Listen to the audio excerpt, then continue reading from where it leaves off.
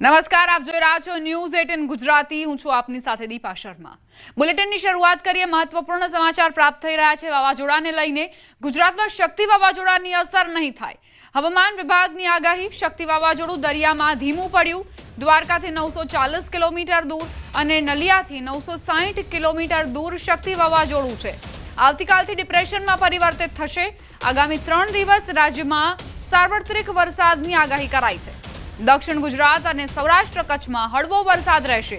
માછીમારોને દરિયો ન ખેડવાની સૂચના આપવામાં આવી છે। દરિયાકાંઠે 40 થી 50 કિલોમીટર પ્રતિ કલાકની ઝડપે પવન ફૂંકાવ। દરિયાકાંઠે DW2 સિગ્નલ લગાવાયું। અફઘાનિસ્તાન પાસે વેસ્ટર્ન ડિસ્ટર્બન્સ સક્રિય થતા વરસાદી માહોલ રહેશે। અમદાવાદમાં વાદળછાયું વાતાવરણ રહેશે અને ગાજવીજ સાથે હળવા વરસાદની આગાહી કરાઈ છે। ये उत्तर होके साइक्लोनिक स्टॉर्म हुआ है। अभी इसका जो पोजीशन है west central and adjoining north west Arabian sea near latitude 19.6 degree north and longitude 60.5 degree east. अभी ये द्वारका से 940 kilometre west south west wide direction में है और नलिया से 960 kilometre west south west direction में है। આ તરફ બનાસકાંઠા જિલ્લામાં વરસાદી માહોલ છવાયો। કાંકરેજ સહિત ઓગળ પંથકમાં વરસાદી ઝાપટા પડ્યા। આંકોલી, થરા, ઉમરી, રતનપુરા સહિતના ગામોમાં વરસાદ વરસ્યો। ધાનેરા પંથકમાં વરસાદી માહોલ। ધીમી ધારે વરસાદની શરૂઆત થતા વાતાવરણમાં ઠંડક પ્રસરી।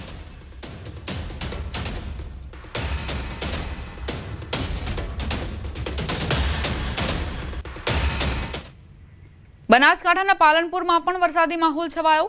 દિવસ દરમિયાન ભારે ઉકળાટ બાદ વરસાદી ઝાપટા પડ્યા। શહેરના અનેક વિસ્તારોમાં ધોધમાર વરસાદ વરસ્યો હતો। અચાનક શરૂ થયેલા ધોધમાર વરસાદથી લઈને જનજીવન પ્રભાવિત થયું છે।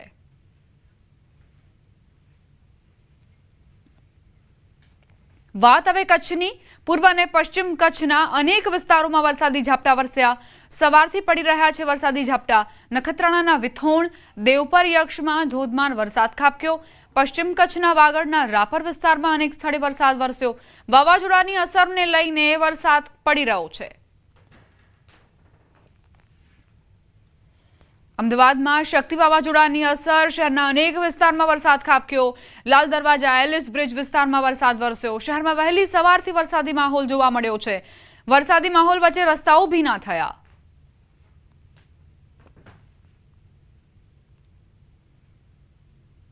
અમદાવાદના ઘણા વિસ્તારો ઝરમર વરસાદથી પ્રભાવિત થયા। એવામાં એરપોર્ટ વિસ્તારમાં પણ વરસાદી ઝાપટું વરસ્યું। શહેરના વાતાવરણમાં પલટો જોવા મળ્યો અને ઠંડકનો અહેસાસ લોકોને થયો।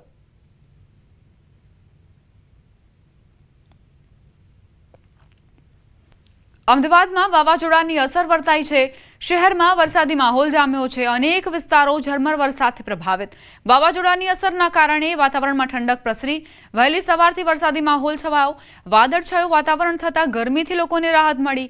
વરસાદી માહોલ વચ્ચે રસ્તાઓ ભીના થયા। ઠંડકના કારણે લોકોએ હાશકારો અનુભવ્યો, કારણ કે વહેલી સવારે તડકાના કારણે લોકો પરેશાન હતા। ત્યારબાદ એકાએક વાતાવરણમાં ઠંડક પ્રસરી ગઈ હતી।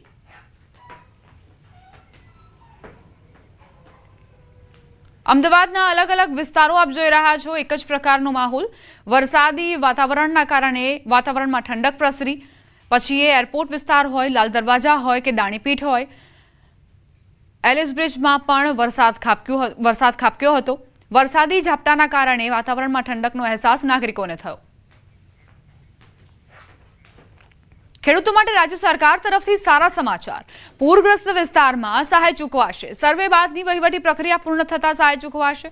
નુકસાન સહાય મુદ્દે મંત્રી ઋષિકેશ પટેલનું નિવેદન। બનાસકાંઠા, પાટણ, કચ્છમાં ભારે વરસાદ થયો હતો। પૂર જેવી સ્થિતિથી ખેડૂતોને મોટા પાયે નુકસાન થયું હતું।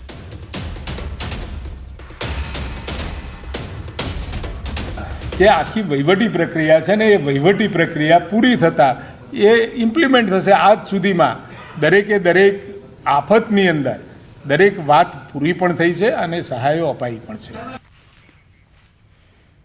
બનાસકાંઠાના સુઈગામમાં અતિવૃષ્ટિ અને પૂરના કારણે થયેલા નુકસાનીનું વળતર ન મળતા ખેડૂતોમાં આક્રોશ જોવા મળ્યો। કોંગ્રેસના આગેવાનો અને ખેડૂતોએ પ્રાંત કચેરી સુધી રેલી યોજી। ખેડૂતોએ પ્રાંત કચેરીએ પહોંચી વળતરની માંગ સાથે પ્રાંત અધિકારીને આવેદન આપ્યું। 1 મહિનો થયો છતાં વળતર ન ચૂકવાતા ખેડૂતોમાં રોષ વ્યાપ્યો છે। જમીન ધોવાણ, પાક નુકસાન સહિતની માંગને લઈને ખેડૂતોએ રજૂઆત કરી। ખેડૂતોએ ચીમકી ઉચ્ચારી કે તાત્કાલિક સહાય નહીં ચૂકવાય તો ખેડૂતો ગામે ગામ બેનરો લગાવશે અને કોઈ પણ નેતાને ગામમાં પ્રવેશવા નહીં દે।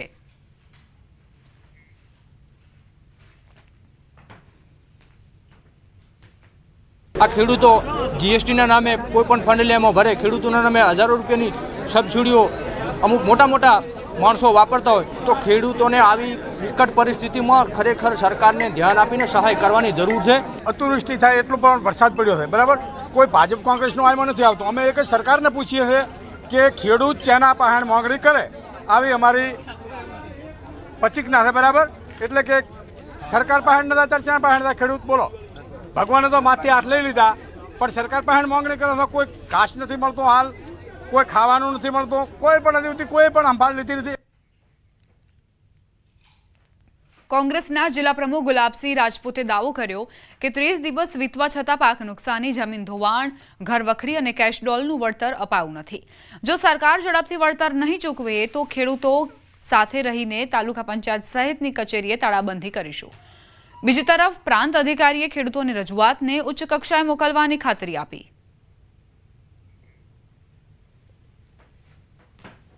મહિનો થઈ ગયો, આજે 1 મહિનો વીતવા છતાં ખેડૂતોને નથી કોઈ પાક નુકસાનીની સહાય આપવામાં આવી કે નથી જમીન ધોવાની સહાયની કોઈ જાહેરાત કરવામાં આવી, નથી ઘર વખરી આપવામાં આવતી કે નથી પૂરી કેશ ડોલ આપવામાં આવી।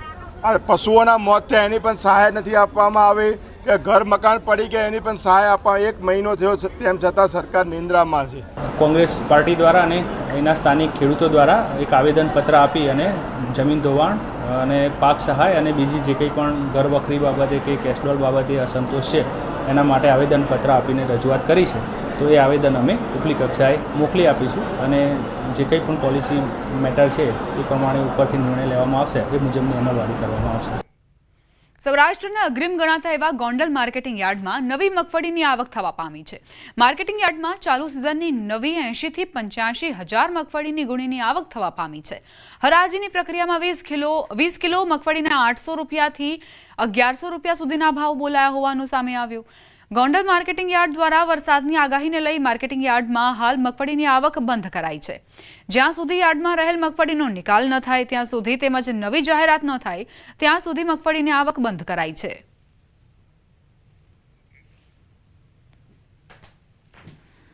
મગફળીના ભાવ જોઈએ તો 800થી લઈ અને 1100 સુધીના હરાજીમાં ભાવ થયેલ છે। હાલ વરસાદની આગાહીને લઈ મગફળીની આવક સદંતર બંધ કરવામાં આવી છે। દેશભરના ઇસબગુલના વેપારીઓ હડતાળ પર ઉતર્યા છે। ગુજરાતમાં પણ ઊંઝાના વેપારીઓએ આજથી ખરીદી બંધ કરી દીધી। 5% જીએસટી રદ કરવાની માંગ સાથે આ હડતાળ કરવામાં આવી રહી છે। નોંધનીય છે કે 2017માં જીએસટી લાગુ થયો તે પહેલા ઇસબગુલ પર કોઈ વેટ લાગતો નહોતો। જો કે જીએસટી લાગુ થયા બાદ તેમને ટેક્સ ભરવો પડે છે। તેથી ઊંઝા માર્કેટ યાર્ડ સહિતના બજારોના વેપારીઓ વિરોધ કરી રહ્યા છે। હડતાળના કારણે ખેડૂતોને ભારે મુશ્કેલીનો સામનો કરવો પડી રહ્યો છે।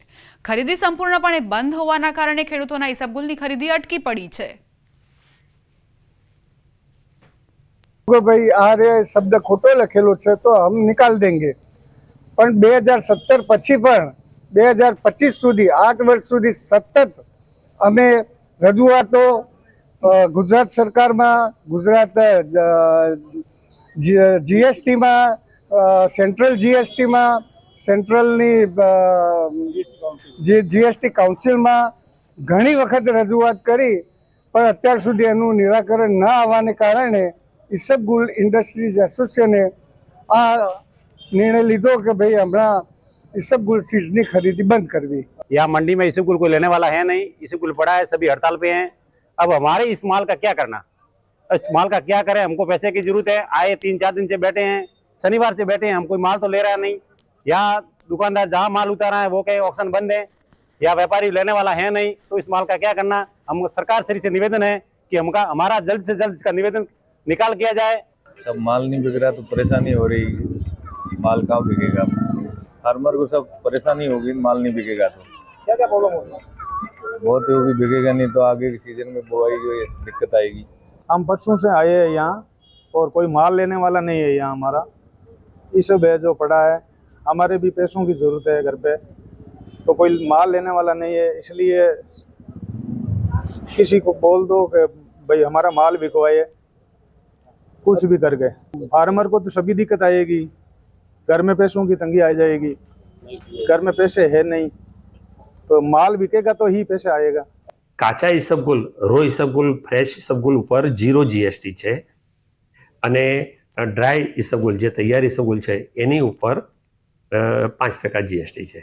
વર્ષોથી માગણી છે કે જે અધિકારીઓ કાચા ઈસબગુલનું અર્થઘટન કરી અને એડવાન્સમાં GST વસૂલે છે એ વસૂલાવો ન જોઈએ અને આ અંગે સરકારે સ્પષ્ટીકરણ કરી અને વેપારીઓને ફાયદો થાય એ અંગે વિચારવું જોઈએ. આવી બધાની લાગણી છે. બોટાદ માર્કેટ યાર્ડમાં કડક કાયદો, ખેડૂતો સાથે લૂંટ કરાતી હોવાનો વિડીયો વાયરલ થવા મામલે વાર પલટવાર થઈ રહ્યા છે. આ તરફ માર્કેટ યાર્ડના ચેરમેને પણ વેપારીઓ અને એજન્ટોની બેઠક બોલાવી જણસીની ચકાસણી કર્યા બાદ જ ખરીદવા માટે સૂચના આપવામાં આવી છે. મહત્વનું છે કે વેપારીએ ખેડૂતોનો માલ 1380 રૂપિયાના ભાવે ખરીદ્યા બાદ મિલે જઈને કપાસમાં ભેજ હોવાનું કહી 80 રૂપિયા ભાવ કાપીને આપવા બાબતે થયેલી બોલાચાલીનો વિડીયો વાયરલ થયો હતો. વેપારીઓ અને એજન્ટોને કડક સૂચના આપવામાં આવી કે આ પ્રકારની કોઈ પણ કામગીરી ન કરી. આ તરફ જિલ્લા કોંગ્રેસે પણ પ્રહાર કર્યા છે. એક મોબાઈલની અંદર વિડીયો ફરતો, જે અનુસંધાને બધા જ વેપારીઓ અને કમિશન એજન્ટોને બોલાવી આગામી દિવસોમાં કોઈ પણ ખેડૂતનો કપાસનો કરદો ન થાય એ માટે કડક સૂચનાઓ આપવામાં આવી. દરેક વેપારીઓ અને કમિશન એજન્ટોને પણ સૂચના આપવામાં આવે કે માલ જોઈ અને જ લેવો, કરદાને કોઈ અવકાશ નથી. ખેડૂતનો કોઈ પણ માલ આવે તો જોયા વગર લેવો નહીં. એક ફાઇનલ રેટ થયા પછી ખેડૂતો કરદાના નામે 100 રૂપિયાથી લઈ અને 50 રૂપિયા, 80 રૂપિયા આવી રીતે કરદો કાપવામાં આવે.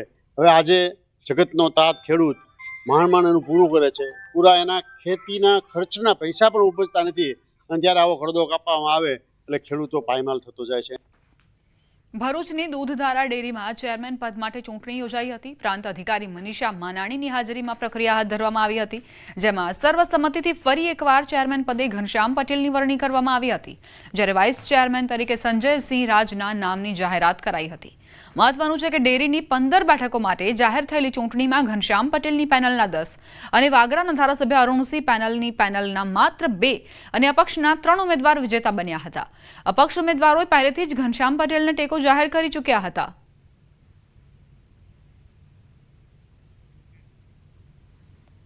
જે ફોર્મ ભરાયું છે એમાં ઘનશ્યામભાઈ જીવાભાઈ પટેલ જે ઉમેદવાર તરીકે હાજર થયા હતા અને એક જ ફોર્મ ભરાયું છે એટલે આપણે એમને અધ્યક્ષ તરીકે જે દરખાસ્ત આવી છે એ પ્રમાણે અધ્યક્ષ તરીકે એમને રાખીએ છીએ અને ઉપપ્રમુખ માટે સંજય કુમાર રાજ એમનું ફોર્મ ભરાયું હતું ને એમને ઉપપ્રમુખની ચૂંટણી માટે એ હાજર રહ્યા હતા અને એમને આપણે ઉપપ્રમુખ તરીકે ચૂંટીએ છીએ. અમારા ભરૂચ જિલ્લા ભારતીય જનતા પાર્ટીના પ્રમુખ મુરબ્બી શ્રી પ્રકાશભાઈ તરફથી અમને ખૂબ સારો સહયોગ મળ્યો છે અને પ્રમુખ તરીકેની જે જવાબદારી મળી છે અમે ખૂબ સરસ રીતે એને નિભાવીશું. છોટાઉદેપુરના કલારાની ગામમાં સર્વ રોગ નિદાન કેમ્પનો ફિયાસ્કો થયો. હોર્ડિંગ્સમાંથી ધારાસભ્ય જયંતિ રાઠવાની બાદબાકી થતા કેમ્પ મોકૂફ રાખવામાં આવ્યો. કેમ્પમાં સંખેડાના ધારાસભ્ય અભયસિંહ તડવીનું નામ ફોટો મુકાયો, પરંતુ કલારાની મત વિસ્તારના ધારાસભ્યની બાદબાકી થતા ભારે ચર્ચા જગાવી. આરોગ્ય વિભાગ અને આયુર્વેદિક વિભાગ દ્વારા કેમ્પનું આયોજન કરાયું હતું, પરંતુ સવારથી કેમ્પમાં એક પણ દર્દી તપાસ માટે નહોતું આવ્યું.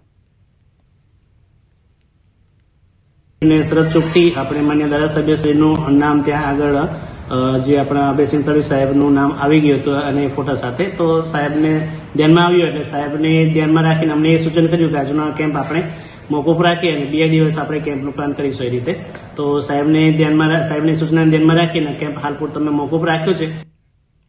છોટાઉદેપુરમાં 4 લેન હાઈવે બનાવવા માટે 3000 વૃક્ષોનું નિકંદન કરવામાં આવશે. જબુ ગામથી ધામસિયા સુધી 4 લેન હાઈવે નિર્માણની કામગીરી કરાશે. નેશનલ હાઈવે 20 મીટરથી વધુ પહોળો રોડ બનાવાશે. રેન્જ ફોરેસ્ટ વિભાગે વૃક્ષો કાપવાની મંજૂરી આપી, પરંતુ નવા વૃક્ષો વાવવાની તૈયારી દર્શાવી નથી. શું વિકાસના નામે વૃક્ષોનો વિનાશ થઈ રહ્યો હોવાનો પ્રશ્ન ઊભો થયો છે.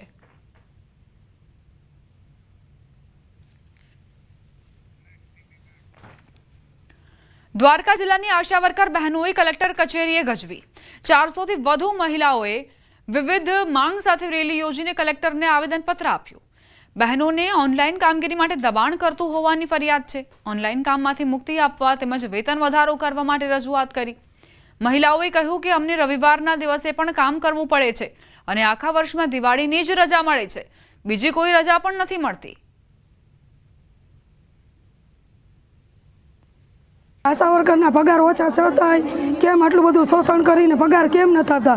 શું સરકાર જાગતી નથી? બધાને આટલા પગાર છે છતાંય અમારું કાંઈ કોઈ જોતું જ નથી અને સામેથી ધમકી આપે છે કે તમને છૂટા કરી દેશું. જે બહેનોને પાયાની કામગીરી કહે છે કે જે આશા બહેનો મારી પાયાની કામગીરી છે, તો પાયાની કામગીરીનું કેમ આટલું શોષણ થઈ રહ્યું છે? ડેઢિયાપાડાના આપના ધારાસભ્ય ચૈતર વસાવાએ ગ્રામજનો સાથે પદયાત્રા યોજી. જુનારાજ ગામમાં રોડ બનાવવાની માંગ સાથે સ્થાનિકો રસ્તા પર ઉતરી આવ્યા. જુનારાજ ગામને જોડતો રસ્તો લાંબા સમયથી બિસ્માર હોવાથી ગ્રામજનોને ભારે હાલાકી વેઠવાનો વારો આવ્યો. ચોમાસામાં આ રસ્તા પરથી એમ્બ્યુલન્સ પણ પસાર થઈ શકતી નથી, જેના કારણે દર્દીઓને જોડી બનાવીને લઈ જવામાં આવે છે.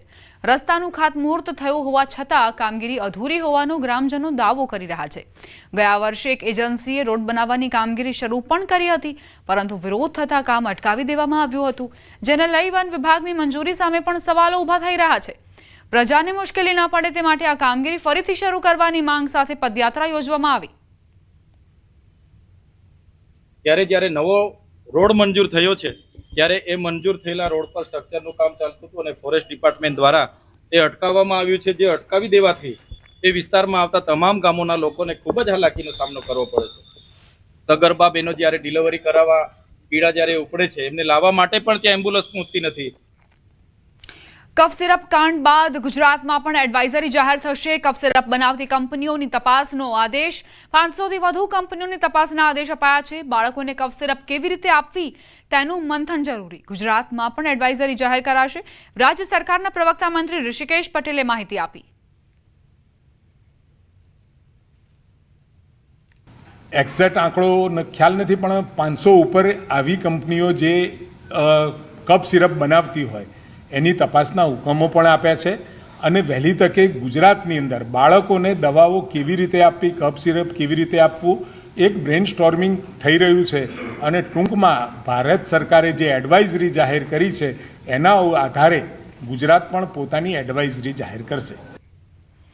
ગાંધીનગરમાં ઇન્ડિયન એરફોર્સના 93મા સ્થાપના દિવસની ઉજવણી. કાર્યક્રમમાં મુખ્યમંત્રી ભૂપેન્દ્ર પટેલે સંબોધન કર્યું. ઓપરેશન સિંદૂરમાં કરેલી કામગીરીને બિરદાવી. વાયુસેનાના સાહસ અને સંઘર્ષની પણ પ્રશંસા કરી.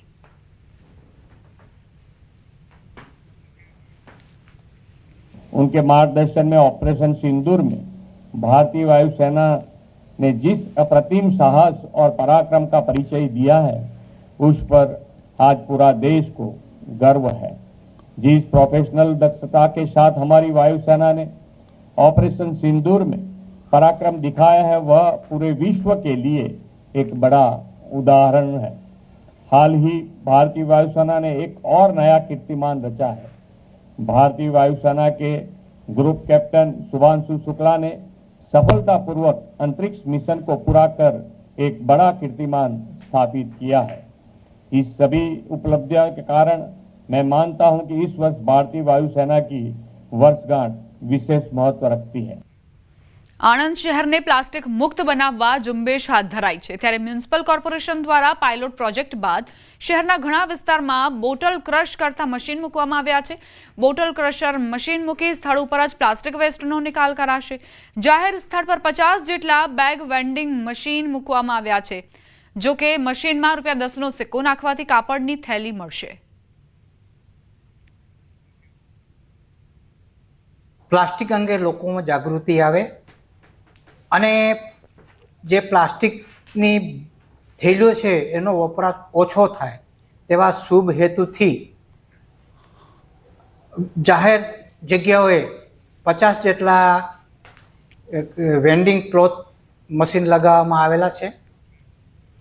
સમાચાર સુરતથી. ઉધનામાં યુવકે આત્મહત્યા કરી. યુવકે 9મા માળેથી મોતની છલાંગ લગાવી. બિલ્ડિંગની લિફ્ટમાંથી ઉપર જતો યુવક સીસીટીવીમાં કેદ થયો. યુવકે કયા કારણોસર આપઘાત કર્યો તેનું કારણ જાણી નથી શકાયું. પોલીસે ઘટના સ્થળે પહોંચીને તપાસ હાથ ધરી છે. ઉધનામાં યુવક પહેલા લિફ્ટમાં ઉપર જતો દેખાય છે, ત્યારબાદ તેણે મોતની છલાંગ લગાવીને પોતાની જીવન લીલા સંકેલી દીધી. કયા કારણોસર યુવાનને આ પ્રકારનું પગલું ભરવા માટે મજબૂર કરવામાં આવ્યો છે કે પછી અન્ય કોઈ કારણ જવાબદાર છે તેની તપાસ હાથ ધરાઈ છે। સીસીટીવી ફૂટેજમાં જોઈ શકાય છે કે યુવાને લિફ્ટમાં ઉપર જઈ રહ્યો છે અને તેનો ઈરાદો હતો આપઘાત કરવાનો અને તે ઈરાદાને તેણે પૂર્ણ પણ કર્યો। ઉધનામાં યુવકે આત્મહત્યા કરીને પોતાની જીવન લીલા સંકેલી લીધી છે। બનાસકાંઠામાં ગમખ્વાર અકસ્માતની ઘટના, જેમાં એક વ્યક્તિનું મોત થયું, 4 વ્યક્તિ ઘાયલ। ધાનેરા ડીસા હાઈવે પર ગોઝારો અકસ્માત થયો। સામરવાડા નજીક લક્ઝરી બસ અને કાર વચ્ચે ટક્કર થઈ। 4 ઘાયલ પૈકી એક ગંભીર। ડીસા હોસ્પિટલે તમામને ખસેડવામાં આવ્યા છે। દિવાળીના પર્વને હવે ગણતરીના દિવસો બાકી રહ્યા છે, ત્યારે મોટાભાગના લોકો વિવિધ વેબસાઇટ્સ અને એપ્લિકેશન મારફતે કપડાં, કોસ્મેટિક્સ અને ઘરવખરીની વસ્તુઓ ખરીદતા હોય છે। જો કે સાયબર ક્રાઇમ કરતા ગઠિયાઓ પણ વિવિધ લોભામણી લાલચ આપીને છેતરપિંડી કરતા હોય છે।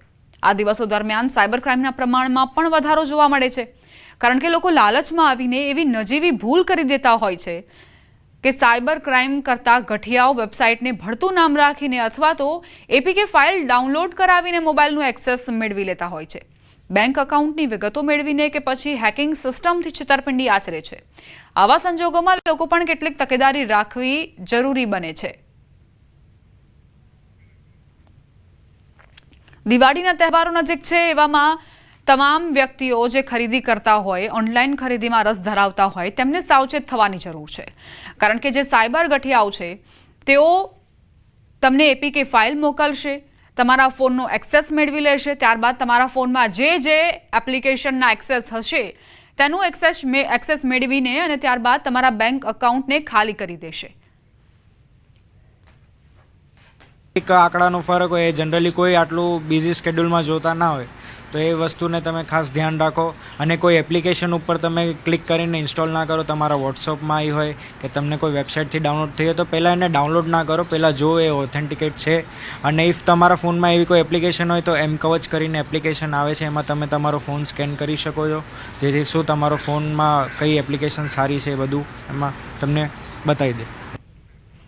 સમાચાર પંચમહાલથી પ્રાપ્ત થઈ રહ્યા છે। ગોધરામાં ગૌ તસ્કરીનો પ્રયાસ, સીસીટીવીમાં આખી ઘટના કેદ। બુકાની પહેરીને કારમાં આવ્યા હતા 3 તસ્કરો, રહેણાંક વિસ્તારમાં બેઠેલી ગાયની ચોરીનો પ્રયાસ કર્યો।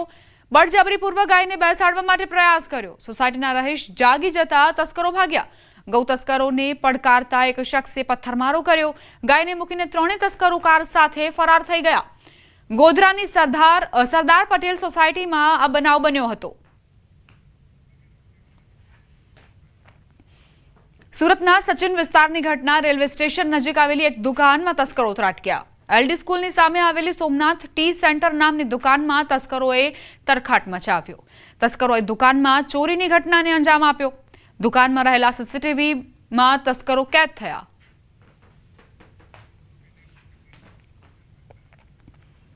ગુજરાતનો પુષ્પા આખરે દબોચાયો, 4 વ્યક્તિ ફરાર। જૂનાગઢ ચંદનની ચોરી કરનાર પકડાયો। ચંદન ચોરી કેસમાં હજુ પણ 4 આરોપી ફરાર છે। દાંતારના જંગલોમાં ચંદનના ઝાડની ચોરી થઈ હતી। વન વિભાગે રાજસ્થાનથી ચંદન ચોર પકડ્યો। વીરારામ કલાવા નામનો ચંદન ચોર પુષ્પા પકડાયો। ચંદનના ઝાડની ચોરી કરવા 5 શખ્સો આવ્યા હતા। મુદ્દામાલ મૂકીને 4 વ્યક્તિ ફરાર થયા। એક પકડાયો છે। વન વિભાગે કુહાડી ચંદનના લાકડા જપ્ત કર્યા। દાંતાર જંગલના ખોડિયાર રાઉન્ડમાં ઘટના બની હતી। 2 દિવસથી ચંદન ચોર ઉપર વન વિભાગની વોચ હતી। 4 જેટલા ચંદનના ઝાડ તેણે કાપ્યા હતા।